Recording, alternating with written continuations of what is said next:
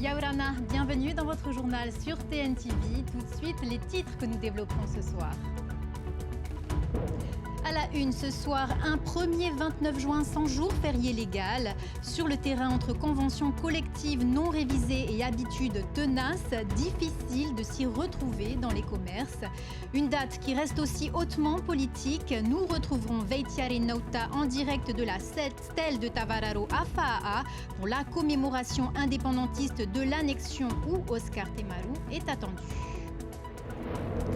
Également à la une, les coulisses du sacre de Leia Diar, la nouvelle Miss Haiti. Pour débriefer cette soirée et évoquer son propre règne, Hinaupoko Devez Miss France 2026 est notre invitée en plateau ce soir. Enfin, direction les îles sous le vent. Les tatamis de Raiatea accueillent un grand nom de l'aïkido mondial, Patrick Benesi, 7e dan de Tokyo.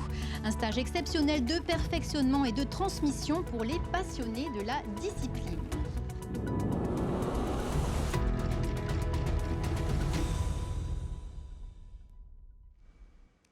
Le Tavini a occupé le terrain politique. Aujourd'hui, le parti a tenu 2 conférences de presse pour défendre son vote contre le report de crédit d'investissement et réaffirmer la souveraineté du peuple maori sur sa zone économique exclusive. Esther Cuneo et Sam Teinauri. 2 conférences de presse, même intention. Recadrer le pays sur sa gestion des investissements, mais aussi sur sa gestion des océans, en pleine visite de la ministre déléguée chargée de la mer. Le point crucial qui nous intéresse également, c'est le développement de notre économie bleue. Ça fait écho à la récente rencontre que nous avons eue avec les médias pour formaliser notre opposition à mettre en place des zones protégées. On ne peut pas se permettre aujourd'hui de commencer à faire des niches pour empêcher nos pêcheurs d'aller pêcher là où ils ont la possibilité de pouvoir pêcher. Le Tavini préfère ainsi recentrer le débat sur la souveraineté de la Polynésie sur ses ressources naturelles. Pour le Parti Bleu Ciel, les zones de protection renforcées ne peuvent pas être discutées uniquement sous un angle scientifique. Elles concernent aussi l'exercice de la souveraineté sur 5 millions de kilomètres carrés. Le Tavini demande quand même à l'État d'utiliser notre ZEE comme moyen d'ouverture du dialogue. Ce dialogue qu'on entend depuis le 17 mai 2013 et qui n'a jamais eu lieu jusqu'à présent. Il ne faut pas que l'État prenne des mesures unilatérales par rapport à sa vision de notre ZEE. Il faut que ce soit concerté, mais cette concertation se fasse véritablement dans un dialogue de décolonisation. Même ton sur la gestion des finances et le collectif budgétaire. 42 milliards de crédits d'investissement non consommés et dont le report a été rejeté en séance vendredi, y compris par le Tavini, qui justifie ce matin son vote de blocage afin de provoquer un électrochoc. Il y a beaucoup de projets qui traînent comme ça dans nos corbeilles depuis maintenant plusieurs générations de gouvernements. Et aujourd'hui, je vois que le gouvernement Tavini s'est pris également à ce jeu. C'est pour ça que je ne suis pas du tout sur le même récit que mes collègues. Moi, je dis qu'il faut arrêter, il faut marquer la rupture, parce qu'on ne va pas avancer si on continue à traîner des CP comme ça. Marquer la rupture, c'est-à-dire changer de méthode. C'est ce que le président de l'Assemblée demande à Moetai Brotherson, qui l'appelle à revoir sa copie et se concentrer sur les priorités. Il y a 41 milliards de projets qu'on n'arrive pas à réaliser. On recharge la mule avec de nouveaux projets. Donc, je pense qu'il faut soit annuler les anciens projets qui n'ont plus lieu d'être, et puis travailler sur les nouveaux projets. Mais il faut que ce soit des projets quand même à moyen terme maximum, pas des projets à long terme. On est à 2 ans des élections. À moins que effectivement, on veut faire des effets d'annonce. Le gouvernement est donc attendu avec une nouvelle copie. La prochaine version du collectif budgétaire devra encore convaincre une assemblée dont les lignes de fracture sont désormais bien visibles. Un lundi 29 juin inédit au Fénois, la fête de l'autonomie n'est plus un jour férié légal, remplacé par Matahari Inia le 20 novembre. Pourtant, entre rideaux baissés et commerce ouvert, cette journée a fonctionné à 2 vitesses en raison des conventions collectives. Voyez ce reportage de Mereteato et Veitiare Nauta. Premier 29 juin, son jour férié légal en Polynésie. Mais sur le terrain, le changement n'est pas le même pour tout le monde. Si la loi a évolué, les conventions collectives n'ont pas toutes été mises à jour. Résultat, selon les secteurs d'activité, cette journée reste chômée, non chômée ou dépend encore des usages de chaque entreprise. Alors nous, on va respecter la convention collective. Et la convention collective dit qu'on doit ouvrir le lundi 29. Alors nous, on est tout à fait OK pour ouvrir, puisque on va apporter du service à nos clients, tu vois. Et c'est vrai que ça n'a pas été très clair. Il a fallu se renseigner et il a fallu avoir plusieurs sons de cloche. Mais effectivement, pratiquement tous les commerces du centre-ville sont ouverts le lundi 29 aujourd'hui. Ouais. Dans le commerce, le 29 juin reste un jour férié conventionnel. Les enseignes peuvent toutefois ouvrir et faire travailler leurs salariés selon les dispositions de leur convention collective ou des usages en vigueur dans l'entreprise. On a décidé d'ouvrir parce qu'on a vu que la plupart des commerçants ouvrent aujourd'hui. Donc je ne vois pas pourquoi on va fermer. Hein. Vous étiez au courant que c'était plus un jour férié? Moi non. Non. Pas, enfin, je suis ce matin, mais j'étais déjà arrivée. Donc, Pour les salariés aussi, les habitudes changent. Certains découvrent seulement ce matin que cette date n'est plus automatiquement synonyme de repos. Non, c'est pas férié chez nous. On travaille comme tout le monde. Hein. La plupart, on va dire que voilà, on a décidé de travailler. Hein. On n'y peut rien. C'est la fête de l'autonomie, on va dire, dans le passé. Hein. Voilà, ça a changé, ça a changé. Hein. Mais comme on dit, priorité le travail. Le 29 juin disparaît donc du calendrier des jours fériés légaux, mais pas forcément des habitudes. Tant que certaines conventions collectives n'auront pas été révisées, les règles continueront de varier d'un secteur à l'autre. De quoi entretenir encore quelques interrogations chez les employeurs comme chez les salariés. Le 29 juin reste une date hautement symbolique pour les autonomistes. Même si ce n'est plus un jour férié, le Tapura a commémoré ce 42e anniversaire du statut d'autonomie. Pour Édouard Fritsch, le défi est désormais clair, assumer plus de responsabilités pour réduire progressivement la dépendance du pays envers l'État. Il est interrogé par Veitiare Nauta et Merete Ato. On l'écoute. J'ai envie aussi de dire qu'il faut rappeler à nos enfants que cette idée d'autonomie, ce n'est pas que le Tahouel Ahouil Attila, ce n'est pas qu'un homme. Hein. L'idée a commencé à germer déjà vers les années 1950 avec Pouana Aopa, qui effectivement a fait remarquer à l'État à l'époque que les Polynésiens étaient prêts pour se prendre en charge et diriger leur pays. Et depuis, effectivement, le fait d'être autonome a été un combat de Francis Sanforan Santon, John Terki et puis Gaston naturellement aujourd'hui. Et je pense qu'on n'a pas fini de l'améliorer, cette autonomie. On n'a pas fini d'explorer toutes les possibilités que nous donnent les compétences du statut. Et surtout, on n'a pas fini de prendre nos responsabilités. Parce que être autonome, ça veut dire aussi dépendre de moins en moins d'autrui. Il faut que l'on arrive enfin un jour à vivre seul. Et je pense que c'est là que l'on pourra dire on peut aller au-delà. Et du côté des indépendantistes, on commémore l'annexion à Faa'a, où Oscar Temaru fait son grand retour après son hospitalisation. On retrouve en direct sur place Veitiare Nauta et Merete Ato. Bonsoir à toutes les deux. Le public est-il venu nombreux, Veitiare? Exactement, tous sont réunis ici ce soir à la stèle de Tavararo à Faa'a pour la cérémonie de commémoration du 29 juin, journée de deuil du Tavini Huir Attila. Chaque année, cette date est l'occasion de rendre un hommage aux soldats polynésiens qui ont défendu notre pays au 19e siècle, ainsi qu'à toutes celles et tous ceux qui ont donc consacré leur vie à la défense des droits du peuple maori et à la quête de la souveraineté. Eh bien, ce que l'on peut dire, ça fait donc 46 ans que notre pays a donc été annexé par la France. Pour le Tavini Huir Attila, le 29 juin est une date marquante de notre histoire. Elle correspond bien sûr à l'annexion de notre pays par la France en 1880 et elle constitue également un moment de mémoire, de recueillement, mais aussi de réflexion sur notre passé. C'est une cérémonie qui se déroule tout en Rio Tahiti à l'heure actuelle et comme vous pouvez l'entendre certainement derrière moi, eh bien, c'est donc Mitema Tapati qui prend la parole à l'heure actuelle. Au cours de cette cérémonie, eh bien, des gerbes seront déposées au pied de la stèle en présence des responsables du mouvement, des élus, des militants, des sympathisants, mais aussi des familles et de nombreux participants qui sont venus honorer justement la mémoire de celles et ceux qui ont marqué l'histoire de notre peuple. Il a été annoncé depuis cet après-midi qu'Oscar Temaru, président du Tavini Wiradjura, sera présent. À l'heure actuelle, il n'est pas encore parmi nous ici à la stèle de Tavararo. Voilà ce que l'on peut retenir.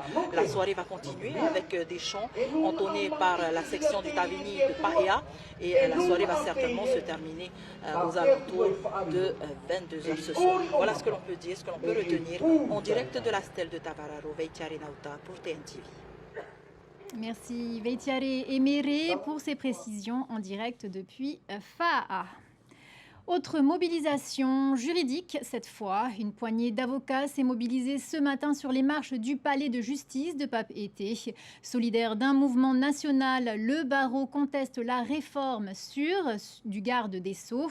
Et si le texte vise à désengorger les assises, les professionnels dénoncent la suppression des jurys populaires en cas de reconnaissance de culpabilité et s'inquiètent pour la défense dans nos archipels. Écoutons la nouvelle bâtonnière Béatrice Erignou, interrogée par Sam Teinaouri. On envisage aussi de pouvoir faire évoluer la défense dans les îles lointaines, ce qui est quand même assez difficile, avec un accès au droit qui va être amélioré, qu'on espère améliorer.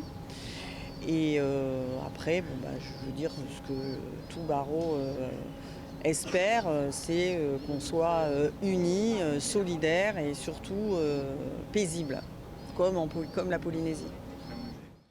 C'est une séquence qui a marqué Catherine Chabot à Tevayuta. La ministre déléguée à la mer a visité des infrastructures marines et échangé avec des élèves très investis dans la gestion de leur aire marine éducative. Leur engagement, mais aussi le modèle polynésien de transmission autour du rahui sont pour elle une source d'inspiration. On l'écoute au micro de Heru Atuahu. Peut-être qu'un des mots que je retiens ce matin, c'est qu'il y a l'abondance, la protection de l'abondance, la recherche de retrouver de l'abondance, etc. C'est ancré dans la culture polynésienne et je pense que c'est quelque chose qu'on devrait... Je vais revenir, moi, dans l'Hexagone en disant, mais nous, on imagine que l'abondance, elle est permanente ou qu'on a trouvé des réponses technologiques pour maintenir l'abondance. Mais en réalité, aujourd'hui, on n'y est plus du tout, quoi. Et donc, quand je dis que je suis venue chercher de l'inspiration en Polynésie pour développer une économie bleue dans les Outre-mer, mais même dans l'Hexagone, je la trouve vraiment, cette inspiration. Elle a conquis le cœur du jury et des Polynésiens ce week-end. Leia Diar a été sacrée Miss Tahiti au terme d'une soirée magique. Une immense fierté partagée par tout le Fénois et tout particulièrement par celle qui porte aujourd'hui les couleurs de notre pays au plus haut niveau national. Et elle est avec nous ce soir pour partager ce moment. Hinaupoko Devez, Miss France 2026. Yaorana et bienvenue sur notre plateau. Alors, on imagine que ce sacre a une saveur toute particulière pour vous, un an après votre propre couronnement. Exactement. Quel regard portez-vous sur notre nouvelle ambassadrice ? Beaucoup de bienveillance, très contente que Leia Diar ait été élue. Je pense qu'elle est et qu'elle sera une très bonne ambassadrice pour la Polynésie, dans le sens où elle est déjà ambassadrice de la culture de par justement son titre de danseuse, au Heiva, elle représente déjà très bien la culture, elle la transmet. Et je me dis qu'après, justement, une Miss Tahiti, Miss France, c'est bien d'avoir une Miss ancrée dans la culture qui transmet et justement qui sera porte-parole, qui est maintenant ambassadrice de la beauté polynésienne. Donc je pense qu'elle est complète et qui sait, peut-être qu'on aura un doublé gagnant cette année à Miss France. On l'espère aussi. Est-ce que vous vous êtes reconnue en Leia au moment de l'annonce des résultats ? Je me suis reconnue en Leia déjà dans son regard. J'ai échangé un petit peu avec les filles lors de leurs oraux, la préparation au grand oral. Et Leia avait vu un signe sur la couronne. Et bien sûr, elle parlait sans prétention. Elle me disait sans aucune prétention. Quand j'ai vu la petite étoile qui, pour elle, a une grande symbolique sur la couronne, elle m'a dit, j'ai l'impression que c'est comme une destinée. Et j'ai senti la même chose pour la couronne Miss Tahiti. Et dans son regard, il y avait une force de détermination. Elle a un mana puissant, hein, Leia. Elle est dans la culture, elle transmet la culture. Et pour moi, c'est très symbolique. Et Et il y avait quelque chose dans ses yeux, je ne sais pas comment vous expliquer, mais je pense qu'on se reconnaît, nous on le voit en tant que Miss Tahiti, Temanava aussi l'avait vu avec moi. J'ai vu quelque chose dans son regard où je me suis dit, je sens que ça va être elle. Et puis ça s'est confirmé par la suite, parce que je suis quand même restée impartiale de par toutes les filles, de voir peut-être des rebondissements. Et le soir où elle a été sacrée, c'était un peu unanime. On l'a senti. Une destinée. On l'a senti que ouais, c'est celle qui se démarquait bien. Fort, hein. Oui. Alors justement, succéder à une Miss France en titre, c'est une pression énorme pour elle. Vous avez pu échanger un peu avec elle dans les coulisses, lui donner des conseils de grande sœur? Alors oui, effectivement, c'est vrai que ça a été très rapide parce que l'élection a fini assez tard, donc on n'a pas eu beaucoup de temps juste après, parce qu'elle est prise par les médias. Je demandais aux médias d'être cool avec elle.